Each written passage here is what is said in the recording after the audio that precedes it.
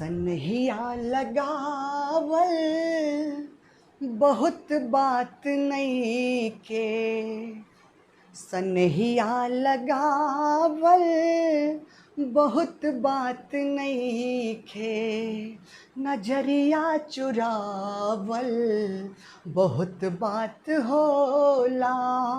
सनहिया लगावल बहुत बात नइखे। नजरिया चुरावल बहुत बात होला। केहू के मुआवल बहुत बात नइखे। केहू के मुआवल बहुत बात नइखे। मुआ के जियावल बहुत बात होला। हेलो दोस्तों, मैं हूं आपका दोस्त भारती यादव और स्वागत करता हूं आपका अपना YouTube चैनल सार्थक क्लासेस दरभंगा पर। आज हम लोग बाल विकास का अगला क्लास यानी डे 2 दूसरी क्लास आज करने वाले हैं और काफ़ी बेहतरीन ढंग से समझेंगे और यही का यही समझेंगे। अगर आपने इससे पहली क्लास नहीं देखा हो तो प्लेलिस्ट में वो वीडियो अवेलेबल है, आप देख सकते हैं। आज उससे आगे की क्लास होगी, चूँकि ऑन डिमांड क्लास अभी चल रही है बाल विकास की। स्टूडेंट ने बोला था कि सर चैप्टर 1 से शुरुआत कीजिए, बाल विकास का चैप्टर 1 से शुरुआत कीजिए। तो चैप्टर 1 से ही मैंने शुरुआत किया है। तो कल पहली क्लास थी और आज दूसरी क्लास है। तो कल जहाँ पर क्लास रोक दिए थे जस्ट उसके आगे आज शुरू होगी। तो एकदम अंत तक वीडियो में बने रहें। आप चाहते हैं कि सीटेट में अच्छा स्कोर हो और एक ही बार में अच्छा स्कोर हो तो वीडियो में बने रहे दोस्त, बने रहे। देखिएगा यकीनन आपको फायदा होगा। अरे 2-2, 3-3 क्वेश्चन आते हैं चैप्टर से भैया, 2-2, 3-3 क्वेश्चन। ये इतना इंपॉर्टेंट चैप्टर है। तो समझ में आ गया ना। अगर आप चैनल पर दोस्त पहली बार हैं ना, अभी तक सब्सक्राइब नहीं किया ना, तो इतना आपसे गुजारिश है दोस्त, और एक उम्मीद भी आपसे है दोस्त कि सब्सक्राइब कर दे और लाइक भी कर दे। और अगर वीडियो अच्छा लगे तो अपने दोस्तों को भी शेयर करें, अपने ग्रुप में भी भेजें ताकि उन्हें भी फायदा हो। एकदम फ्री क्लासेस दे रही है सार्थक क्लासेस दरभंगा। एकदम गहराई में बातों को जानना हो तो उसके लिए आइए सार्थक CTET classes Darbhanga. Offline classes चल रही है। सुबह की क्लास 7:30 से 10 बजे तक पहली क्लास है और दूसरी क्लास जो है वो जस्ट रक्षाबंधन के बाद शुरू होने वाली है। वो भी 2.5 घंटे की क्लास होगी। एकदम ज़बरदस्त और परफेक्ट बना देते हैं और एक ही बार में यहाँ रिजल्ट होता है। तब तो 94% रिजल्ट आया था 31 जनवरी 2021 का जो एग्ज़ाम हुआ था उसमें। तो एकदम सब कुछ सिखाते हैं, घोल करके पिलाते हैं, एकदम डिटेल बताते हैं, एक्सप्लेनेशन के साथ, मतलब एक एक शब्द का मतलब बताते हैं भैया, टेक्निक के साथ पढ़ाते हैं। तो वो अगर पढ़ाई चाहिए तो ऑफलाइन बैच ज्वाइन कीजिए सार्थक सीटेट क्लास। अगर करना हो एक ही बार में सीटेट पास तो ज्वाइन करें सिर्फ और सिर्फ सार्थक सीटेट क्लास। तो चलिए, ये तो मैसेज था जो आप तक पहुँच गया। चलिए अब शुरुआत करते हैं, अपने पॉइंट अपने टॉपिक पर आते हैं। देखिएगा यही सिखा देंगे, सिखाते हैं ना, सब कुछ सिखाते हैं ना, तो फिर सिखाएंगे और यही सिखा देंगे। तो देखिए दोस्त, अभी जो हम लोग पढ़ रहे हैं पहला चैप्टर विकास की अवधारणा एवं इसका अधिगम से संबंध, ये पहला चैप्टर चल रहा है। एक क्लास मात्र हुई है, उसमें मात्र 1, 2, 3, 4 केवल 4 पॉइंट का डिस्कशन कर पाए। आधा घंटा का वीडियो था, केवल 4 पॉइंट डिस्कशन कर पाए। तो आज उसके आगे का डिस्कशन करते हैं, तो एकदम बने रहें। देखिए अगला पॉइंट क्या है, विकास के बारे में। ये सब है दोस्त डेवलपमेंट के बारे में है, एक बच्चे के विकास के बारे में कि कैसे कैसे विकास होता है, कैसे क्या डेवलपमेंट क्या होता है। तो बस ये पढ़ रहे हैं, ठीक ना, एकदम to the point, CTET point of view से पढ़ रहे हैं। तो एकदम बने रहें, देखिए देखिए मजा आ जाएगा, बोले ना। अगला है विकास सरल से जटिल और सामान्य से विशिष्ट की ओर होता है। कौन भैया? अरे विकास डेवलपमेंट सरल से जटिल की ओर होता है। इस बात को समझना पड़ेगा ना कि सरल क्या है और जटिल क्या है, तब ना सरल से जटिल की ओर समझेंगे। तो समझिए सरल मतलब इजी टू कॉम्प्लेक्स। तो कहने का मतलब ये हुआ कि अगर बच्चा कोई चीज़ सीख रहा है तो पहले आसान क्रियाकलाप करवाएंगे, आसान चीज उनको देंगे, और जब आसान चीज बउआ सीख जाएगा, अरे मुकेशवा सीख जाएगा, और तबे न बड़का बड़का चीज सीखेगा। और वैसे भी कहावत है, जानते हैं कि ठोकर कभी भी पहाड़ों से नहीं लगती है, हमेशा छोटे छोटे कंकर और पत्थर से ही लगते हैं। तो कहने का मतलब हुआ कि अगर छोटी छोटी बातों को अच्छी तरह से सीख लिया जाए, उनका एप्लीकेशन सीख लिया जाए कि कैसे उनका प्रयोग करें, तो बड़े से बड़े सवालों को भी हल किया जा सकता है। तो वही बड़ा से बड़ा जो सवाल बोल रहे हैं उसी को कठिन बोल रहे हैं। तो ये कठिन चीज़ों को हल आप कर, एक बच्चा कब कर लेगा, कब उसको हैंडल कर लेगा, तो जब उसके बारे में जानकारी रहेगा, एकदम छोटी छोटी जानकारी रहेगी, तबे न बउआ बड़े बड़े कामों को डील कर पाएगा। तो कहने का मतलब हुआ कि बच्चा स्टार्टिंग में छोटा छोटा चीज़ सीखता है और फिर बड़ा चीज़ सीखता है। जैसे एक एग्जाम्पल से समझते हैं कि अगर मुकेशबा बहुत छोटा है, अरे मान लीजिए मुकेशबा हमारा 1 साल का है, लगभग 1 साल का है, 8-9 महीना का ले लेते हैं, अब सही बैठेगा, 8-9 महीना का मुकेशबा है, तो मुकेशबा चलने का प्रयास करेगा, मुकेशबा चलने का प्रयास करेगा। तो मुकेशबा जब चलने का प्रयास कर, क्या एक ही बार मुकेशबा उठेगा और शक्तिमान की तरह उड़ जाएगा कि नहीं ना? तो उसके लिए मुकेशबा क्या करेगा, पहले सहारे की जरूरत पड़ेगी, दीवार का सहारा लेकर के, मम्मी पापा को पकड़ करके, या अगल बगल जो भी वस्तुएं रखी होंगी उनको ऐसे पकड़ेगा, तब मुकेशबा धीरे धीरे खड़ा होगा। कई बार गिरेगा, हम तो ये बोलते हैं कि 100 बार खड़ा होगा तो माना कि 98 बार गिरा, अरे गिरेगा तबे न सीखेगा।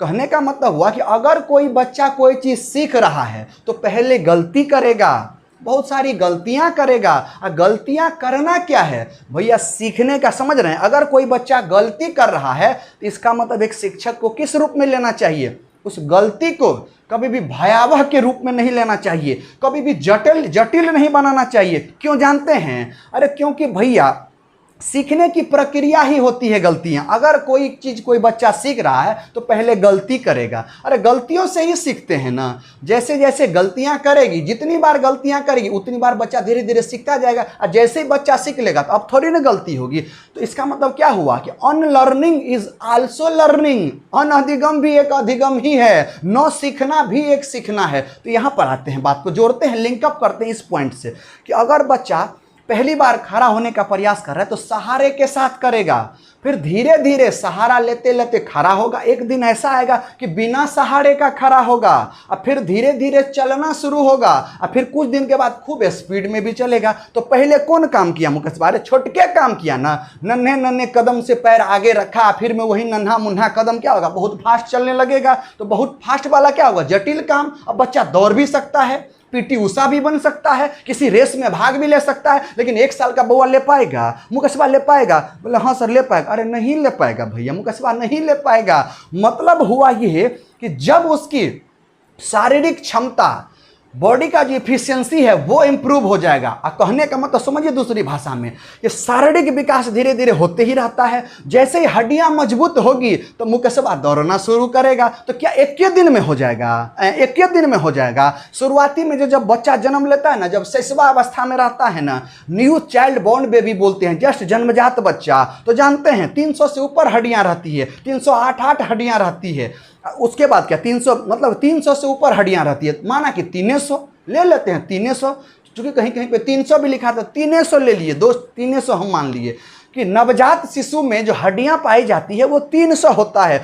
लेकिन वो शिशु जैसे ही बड़ा होता है, वो बालक बनता है, फिर किशोरावस्था को प्राप्त होता है, तो क्या 300 हड्डियां रहती है? नहीं, वो 300 हड्डियां, उसमें से बहुत सारी हड्डियां आपस में जुड़ जाती है और तब 208 के बराबर हो जाती है। तो कहने का मतलब हुआ कि भैया पहले हड्डियां कमजोर थी, दबाइएगा तो माथा भी पल पल ऐसे करेगा मुकेशबा का, फिर धीरे धीरे क्या होगा, मजबूत होगा। और पूरे शरीर में सबसे मजबूत हड्डी तो माथा का ही होता है, सबसे मजबूत हड्डी सर का ही होता है। तो समझ में आ रहा है? तो हड्डियां जुड़ती है आपस में, तो एक के दिन में, अरे एक के बार में, नहीं ना धीरे धीरे ना, तो मतलब वह पहले धीरे धीरे होगा। समझ में आ रहा है? जैसे हड्डियां मजबूत हुई अब मुकेशबा दौड़ने लगेगा। अब समझ में आ रहा है? रेस में भाग लेगा, भागने लगेगा मुकेशबा।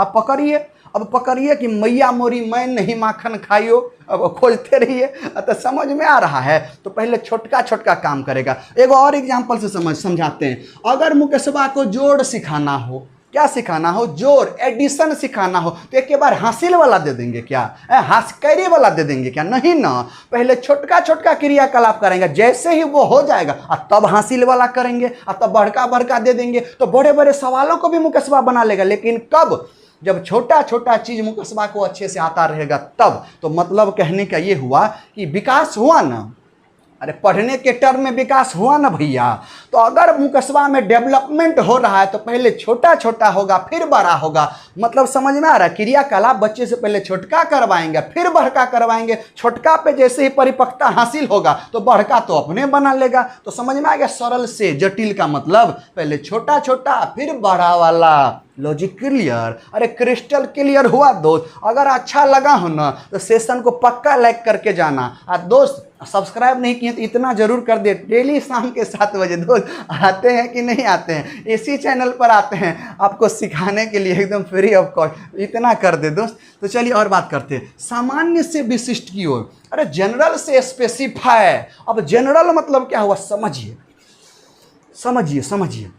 सामान्य काम होता है ना, जैसे कहने का मतलब समझिए, कहने का मतलब ये हुआ कि अगर देखिए बहुत खूबसूरत एग्जाम्पल लेकर के बताते हैं। मुकेशबा को पहली बार आप चप्पल दीजिए पहनने के लिए, समझ में आया? तो जनरली बच्चा देखिएगा अगर बहुत छोटा हो ना तो लेफ्ट वाला राइट में घुसा देता है, राइट वाला लेफ्ट पैर में घुसा देता है। लेकिन जैसे ही आदत पड़ जाती है तो लेफ्ट वाला लेफ्ट पैर में और राइट वाला राइट पैर में डालता है ना। तो ये सामान्य बातें हुई। लेकिन अब मुकेशबा को जूता पहना दीजिए, या किसी को जूता पहने हुए देखा तो अब मुकेशबा जूता भी पहनना सीख लेगा। अगर जूता सामने रखिएगा ना तो पक्का इस बार लेफ्ट वाला पैर लेफ्टे वाला जूता में देगा और राइट वाला राइटे वाला में देगा। तो चप्पल से जूता पे आना स्पेसिफिक हुआ, मतलब स्पेसिफिक क्या होते हैं, स्पेसिफिक हुआ ना, विशिष्ट हुआ ना। तो समझ में आ रहा है, पहली बार मुकेशबा को शर्ट पहनाइए तो मुकेशबा शर्ट पहन लेगा, उसको पता रहेगा। लेकिन अगली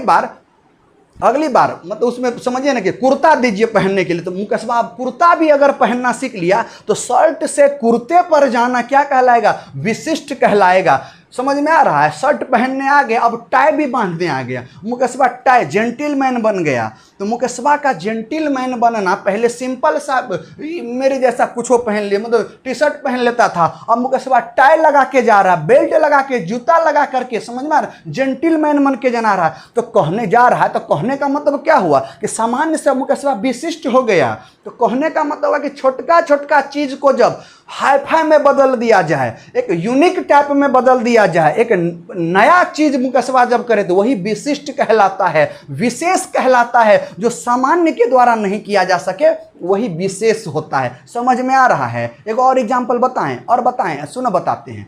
मुकेशबा को अगर मान के चलिए बहुते लोग जानते हैं, बहुत गाना गाता, हम भी गाते हैं ना, डेली आते तो पहले तो गीते गुनगुनाते हैं और गाते, हमको बजाने भी आता है। लेकिन कहाँ पर जानते हैं? चौकी पर, अरे बेंच डेस्क पर। क्लास में तो गाते भी रहते हैं बेंच डेस्क पर, लेकिन अगर ढोलक तबला दे दे तो बजा पाएंगे? तो हमसे नहीं होता है। ढोलक तबला पे अपना हम बजाएंगे ना तो सब भाग जाइएगा, वो हम ही बजाते रह जाएंगे। तो कहने का मतलब हुआ कि विशेष प्रावधान जब किया गया, जब तबला मुझे दिया गया तो तबले पर मैं उस गाना को नहीं बजा पाया, तो क्या मैंने विशिष्ट काम किया? नहीं ना। लेकिन लाइए तो 2-4 गो कुर्सी दीजिए, देखिए जबरदस्त मिला देते हैं, अच्छा बजा लेते हैं, आपको भी अच्छा लगेगा, बहुते को लगा तो आपको भी लगेगा। तो वो सामान्य है भैया। लेकिन तबला पे तो काम नहीं चला तो सामान्य होगा?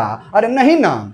लेकिन अगर तबला पे भी बजा लिए तो तब विशिष्ट होगा। तो विशिष्ट और सामान्य समझ में आ गया ना। अरे जनरल से स्पेसिफाई, किसी खास काम को करना ही विशिष्ट होता है। अब बताइए क्रिस्टल क्लियर हो गया ना। तो ये भी धीरे धीरे होगा ना, एक के बार नहीं होगा। अगर जनरल से विशिष्ट की ओर जा रहा तो बोलेंगे विकास हुआ, अब विकास होगा तबे ना विशिष्ट की ओर होगा। तो दोस्त क्रिस्टल क्लियर हुआ, कहीं पर दिक्कत नहीं ना हुआ। अगर दिक्कत नहीं हुआ ना तो अगला पॉइंट समझते हैं। देखिए तो ये भी पॉइंट समझ में आ गया। अब बात करते हैं कि विकास किस पर निर्भर करता है। भैया डेवलपमेंट किस पर डिपेंड करता है? तो जानते हैं। अरे दोस्त इधर देखिए ना, मेरी तरफ देखिए ना, इधर देखिए, आई कॉन्टेक्ट देखिए।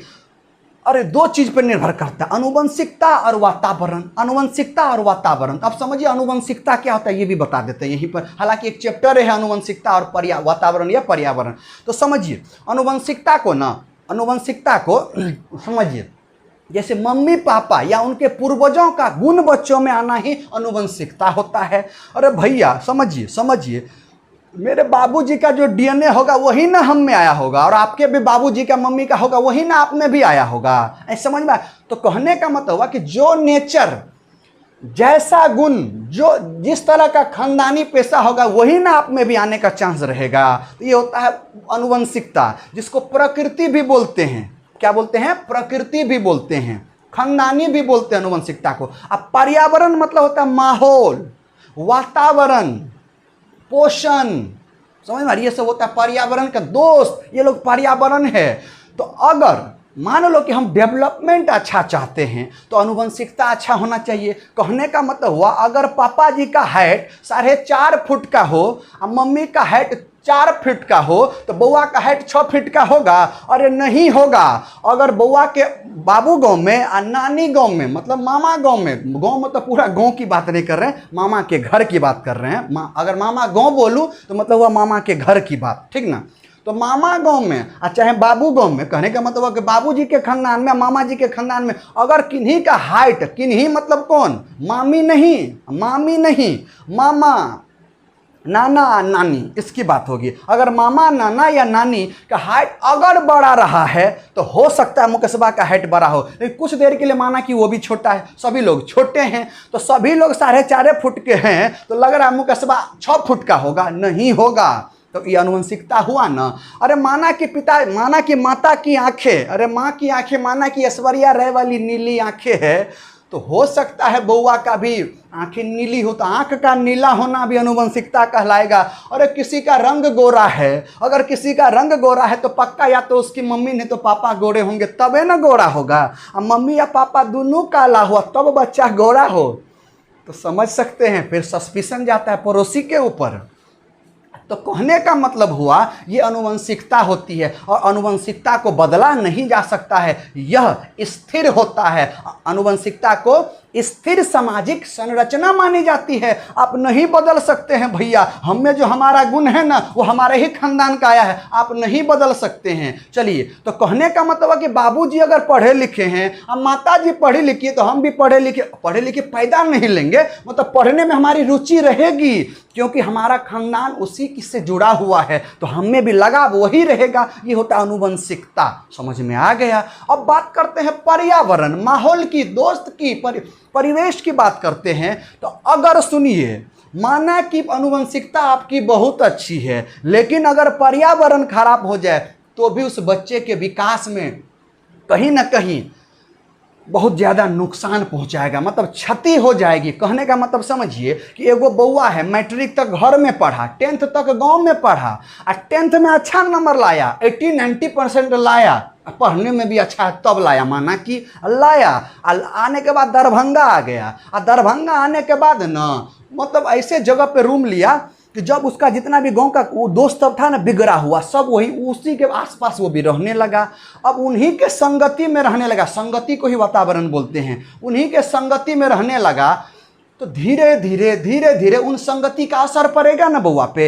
तो क्या लग रहा है, बउआ अब अच्छा डेवलपमेंट कर पाएगा पढ़ाई की ओर? पढ़ाई में नहीं कर पाएगा। भले 90% 10th में लाया था, अब 12th में 90% अब नहीं आएगा, क्योंकि उसका माहौल खराब है। हम कितना भी पढ़ा दें, अगर मान के चलो सीटेट पढ़ने के लिए मेरे पास आया, आप 2.5 घंटा मेरे पास पढ़ते हो, ठीक ना, ऑफलाइन बैच में आप 2.5 घंटा मुझसे पढ़ते हो, लेकिन 21.5 घंटा, 21.5 घंटा बचा ना, 21.5 घंटा आपके घर पे आप समय देते हो। अगर उस 21.5 घंटा में नहीं पढ़िएगा तो कहने का मतलब पास तो हो जाइएगा, क्योंकि हमसे पढ़े रहिएगा तो पास हो जाइएगा, क्योंकि हम क्लास में ही 100% सिखा देते, ये आपको पता होगा अगर आप हमारे स्टूडेंट होंगे तो। लेकिन फिर भी आप चाहते हैं कि अच्छा नंबर लाएं, 130, 135, 140 लाएं, तो इसके लिए तो पढ़ना पड़ेगा, इसके लिए तो एकदम कठिन मेहनत करना पड़ेगा, और तबे न जा करके तो हम आपको मोटिवेट कर दिया, हम तो करते हैं मोटिवेट, खूब मोटिवेट करते हैं, मोटिवेट कर दिए, चार्ज कर दिए, और वहाँ पे गए, आपका दोस्त क्या किया, मेरा वाला भूत को उतार दिया। तो मेरा वाला भूत जैसे, चूंकि दोस्त क्या तांत्रिक होता है, अरे तांत्रिक वाला दोस्त सब रहेगा, वो भूत को झाड़ देगा, और मेरा वाला भूत जो मोटिवेशन वाला था उसको झाड़ दिया, तो आपका भूत उतर गया। अब बताइए, अब आप नहीं पढ़िएगा तो आपका डेवलपमेंट पढ़ाई में नहीं होगा। अगर मान के चलो वातावरण भी जबरदस्त है, अनुवंशिकता तो जो है उसको बदल नहीं सकते, वो भी माना कि अच्छा है, अगर दोनों अच्छा है तो बच्चे का डेवलपमेंट क्या होगा, जल्दी होगा, तेजी से होगा, बहुत जबरदस्त होगा। तो कहने का मतलब हुआ कि विकास निर्भर किया ना, तो किस पर निर्भर किया, अनुवंशिकता और वातावरण दोनों पर। अर्थात अनुवंशिकता और वातावरण की अंतःक्रिया का परिणाम डेवलपमेंट होता है, परिणाम विकास होता है। समझ में आ गया, क्रिस्टल क्लियर हुआ। अगर क्रिस्टल क्लियर हुआ तो अगला पॉइंट समझते हैं दोस्त, अगला पॉइंट समझते हैं। अगला है कि विकास लचीला होता है। अरे लचीला मतलब क्या, ऐसे ऐसे होते रहेगा, समझ रहे, करची की तरह लच लच करते रहेगा क्या, वो लचीला नहीं। लचीला का मतलब होता है परिवर्तन, परिवर्तन, चेंजेज। तो कहने का मतलब समझिए, अगर कोई बच्चा पढ़ने में बहुत कमजोर है लेकिन वह ठान ले कि हम अच्छा नंबर लाएंगे और हम सीखेंगे, अगर इस तरह से वो खुद मोटिवेट हो गया तो बच्चा अपनी ज़िंदगी में अच्छा कर सकता है, अपने लाइफ में अच्छा कर सकता है। तो यही होता है लचीला। लचीला मतलब एक ऐसा बात, एक शिक्षक को अपनी कक्षा को लचीला बनाना चाहिए। तो यहाँ पर लचीला का मतलब समझिए, अरे ऐसे वातावरण बनाना चाहिए, इस तरह का होना चाहिए कि बच्चा किसी से भी पूछ सकता है, अपने फ्रेंड सहपाठी किसी से भी, कहीं पर भी, किसी भी तरह से सीख सकता है, टीचर से भी सीख सकता है। मतलब सीखने के लिए अनेकों तरह के वैविध्यपूर्ण साधन हैं। समझ में आ रहा है, कैसे भी हंसते खेलते नाचते गाते खेलते कूदते भी बच्चा सीख रहा है। तो लचीला होना चाहिए। समझ में आ रहा है, तुरंत बच्चा सीख लेगा, कहीं पर भी आसानी से सीख लेगा। तो लचीला का मतलब आसानी बोल सकते हैं, एकदम इजी वे में सीख लेगा। तो लचीला वातावरण होना चाहिए, अर्थात इजी वे में बच्चे तक पहुंचाएंगे तब ना लचीला होगा।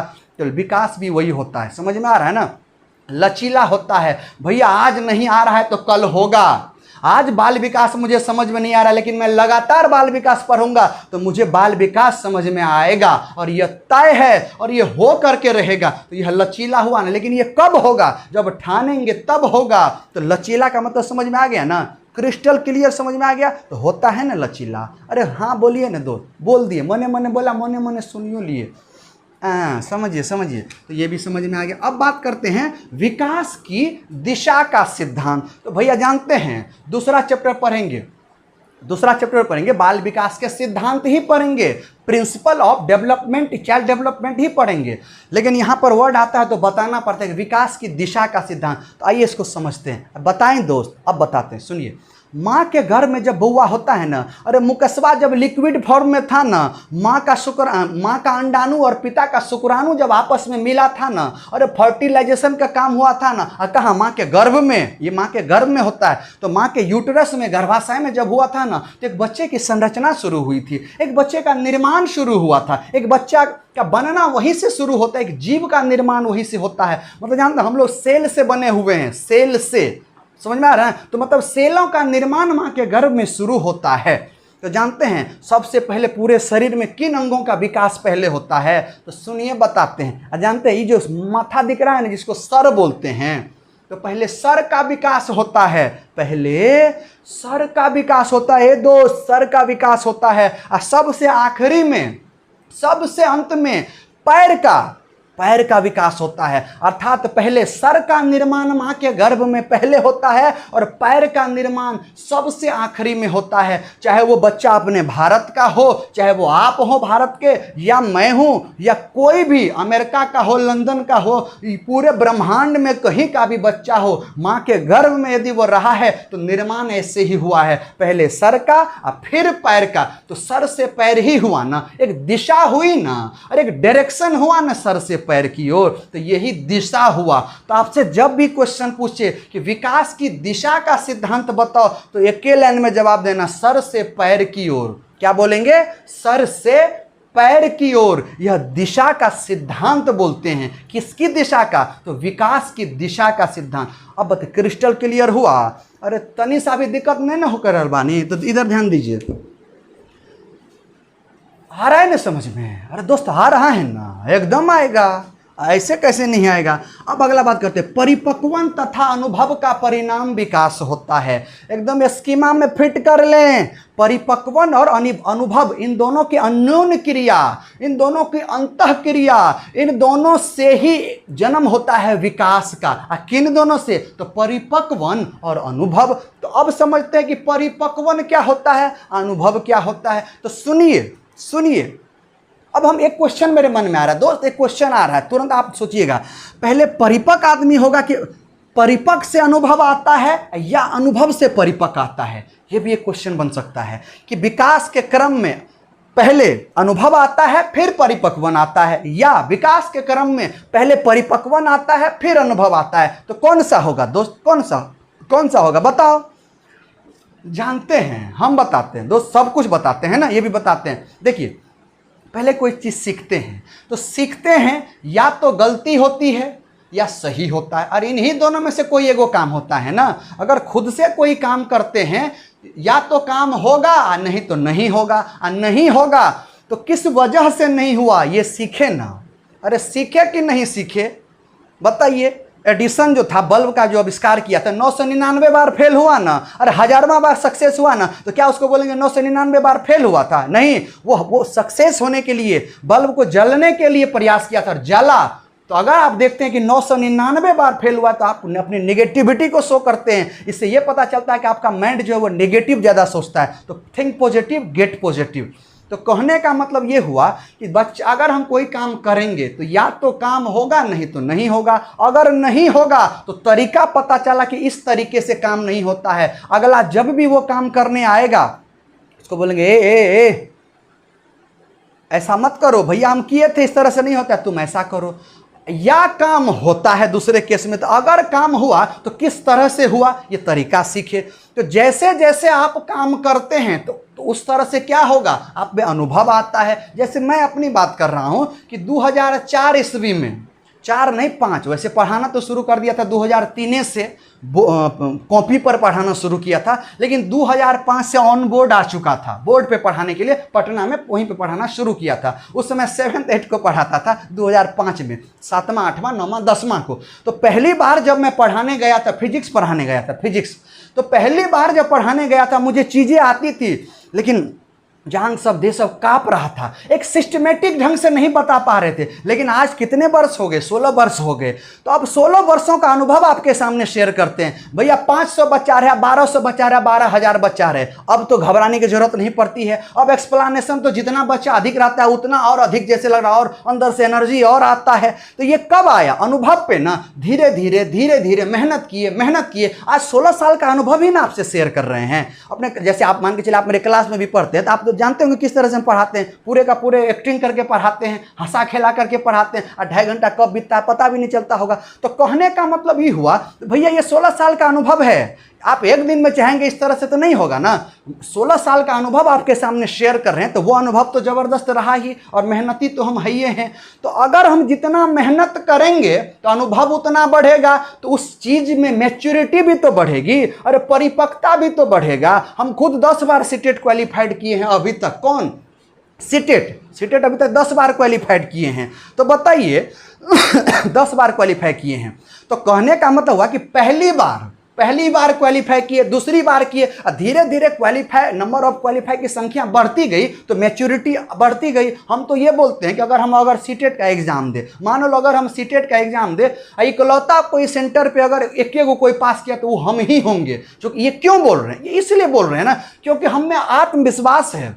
हम में आत्मविश्वास है कि हम कर सकते हैं, और उस आत्मविश्वास और वो अनुभव के बाद अनुभव आपको बता रहे हैं कि हम पास कर जाएंगे, अच्छा नंबर से पास करेंगे।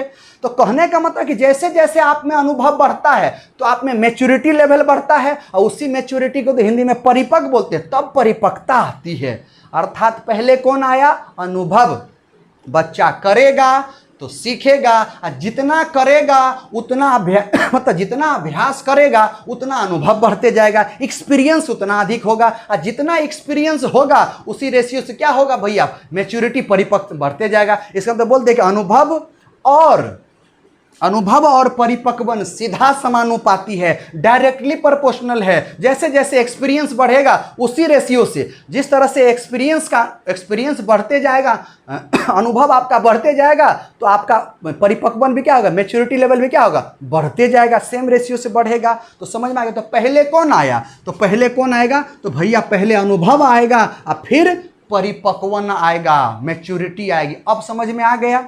क्रिस्टल समझ में आ गया? एक बार बुआ का सवाल गलत होगा, बार बार थोड़ी ना जोर गलत करेगा। एक ही जोर को 15 बार सिखाएंगे तो बुआ गलत होगा नहीं ना। तो मतलब जैसे जैसे सीख लेगा, अनुभव होगा, बच्चा मैच्योर हो जाएगा, कभी भी जोर पूछिए बता देगा।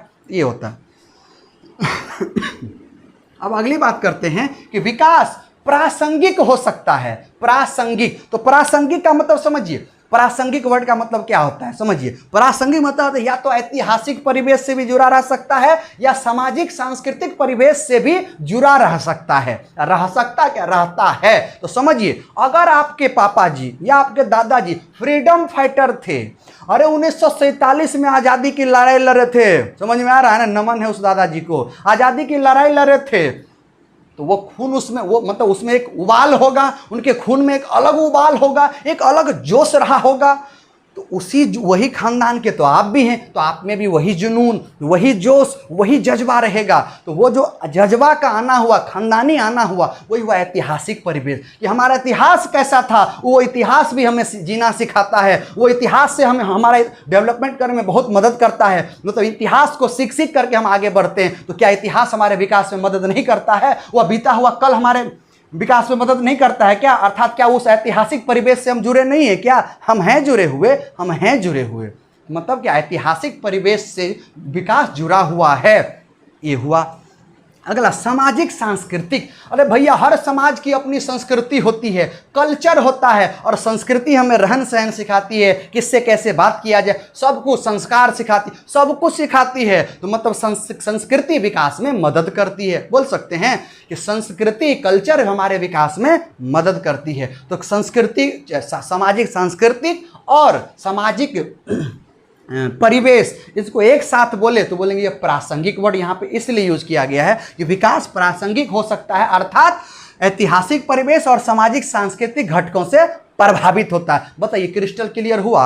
अगर क्रिस्टल क्लियर हुआ तो लास्ट पॉइंट है कि विकास मात्रात्मक और गुणात्मक होता है। क्या होता है? मात्रात्मक और गुणात्मक। तो मात्रात्मक का मतलब समझिए कि जैसे जैसे बउआ का उम्र बढ़ता है, आयु बढ़ते जाता है, तो बउआ का हाइट में भी परिवर्तन, परिवर्तन मतलब बढ़ना, क्योंकि परिवर्तन दो शब्द को बताता है, या तो बढ़ना या घटना, दोनों परिवर्तन होता है। इंक्रीमेंट और decrement is called as changing. लेकिन यहाँ पर परिवर्तन का मतलब केवल और केवल बढ़ना होगा। भैया हाइट बढ़ सकता है, घट तो नहीं सकता है। और घटाना हो तो हो सकता है कोई अन्य ग्रह पे चले जाए तो वहाँ हो सकता है घट जाए, पृथ्वी पर आपकी हाइट घट नहीं सकती। अब बोलेंगे नीचे से काट दे तो ये अलग बात है दोस्त, ये अलग बात है।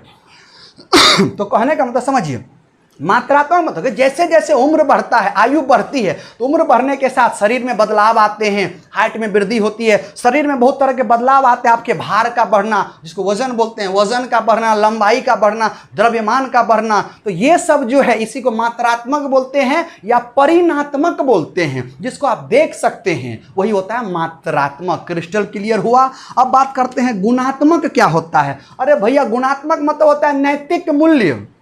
हमारे में जो संस्कार आया है, हम में जो व्यवहार हम में आया है कि क्या सही है, क्या गलत है, किससे कैसे बात किया जाए, सही गलत का अंदाजा, मतलब सही गलत में फर्क करना, ये सब नैतिक मूल्य के अंतर्गत आता है। सही गलत, ये सब नैतिक, ईमानदारी, परोपकारी, भलाई, ये सब नैतिक मूल्यों के अंतर्गत आता है। तो जब हमें नैतिक मूल्यों का विकास हो जाएगा, हमें व्यवहारिकता का गुण आ जाएगा, तो हम तब क्या बोले, हमें गुणात्मक परिवर्तन हुआ है। क्या बोलेंगे? गुणात्मक परिवर्तन हुआ है। अर्थात विकास मात्रात्मक और गुणात्मक दुन्नु होता है। अरे बउआ, दुन्नु होता है, एक गो नहीं होता है, दुन्नु होता है। तो कभी भी पूछे कि विकास मात्रात्मक और गुणात्मक दुन्नु होता है, केवल एक नहीं। तो बताइए, पूरा समझ में आ गया? तो ये बातें थी डेवलपमेंट के ऊपर, विकास क्या होता है उसके बारे में जाने। अभी तो बस थोड़ा सा जाने, पूरा चैप्टर है विकास के बारे में है, तो कल और इससे आगे जानेंगे इसी प्लेटफॉर्म पे। ठीक 7 बजे दोस्त मिलते हैं। अगर सेशन अच्छा लगा हो, अगर वीडियो अच्छा लगा हो, पढ़ाने का तरीका अच्छा लगा हो, तो आप पक्का सब्सक्राइब कर दीजिएगा। अगर नहीं किए हैं तो, लाइक नहीं किए हैं तो, आप दोस्तों को भी शेयर करें। दोस्त, मनोबल को बढ़ाएं। अगर हमारा मनोबल कैसे बढ़ेगा? आप वीडियो को देखिए, वॉच आवर बढ़ाइए, सब्सक्राइबर बढ़ाइए। जैसे ही बढ़ेगा, फ्री कंटेंट देते रहेंगे टिल द एग्जाम तक, एकदम फ्री में देंगे। अगर चाहते हैं कि बेहतर पढ़ाई करें, हदों का हद पार कर जाना है, एक ही बार में बेहतर स्कोर चाहिए, बेहतर मतलब सिंगल अटेम्प्ट में कंप्यूटर पर आधारित ऑनलाइन टेस्ट होगा, बिल्कुल सीटेट एग्जाम की तरह अपने सार्थक क्लास में। आइए जुड़िए सार्थक क्लास। अगर करना हो एक ही बार में सीटेट पास, यहाँ लोग एक ही बार में पास कर, तब तो 94% आया था। आपके मन सर वो 6% कहाँ गया? अरे वो 6% वो स्टूडेंट था जो महीना में 5 दिन आता था। 5 दिन खुल के बता रहा हूँ, अगर हमारे स्टूडेंट होंगे, आप देखे होंगे तो आपको पता, अब बहुत कम आते था, एक आध गो रिजल्ट ऐसा था जो आने वाला था, नहीं हुआ, पता नहीं। टेस्ट में 150 के टेस्ट में 130 135 आया करता था, लेकिन कभी कभी 2.5 घंटा भी दोस्त मैंने रखता है, तो बहुत ज़्यादा फर्क नहीं पड़ता है उससे।